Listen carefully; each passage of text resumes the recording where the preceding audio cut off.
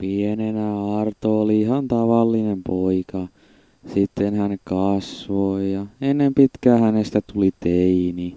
Silloin hän löysi Counter-Strikein. Hän alkoi pelata sitä aina vain enemmän ja enemmän.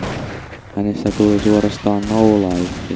Hän väkäsi miljoonittain porukkaa oman puhelinyhtiönsä palvelimeen.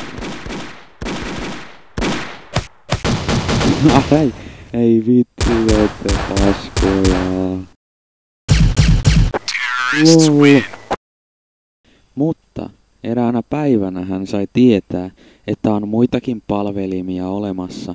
Hän meni palvelimella, jota hän luuli ihan nyyppien paikaksi. Sen nimi oli Frat of Jeta. Edari, kyllä meni. Voi vitun cheateri! Joo, siitä seinän läpi, ei saatana. Siitä niin 10 päähän varmaan, joo. Tätä jatkui pitkään, mutta lopulta hänelle kävi huonosti.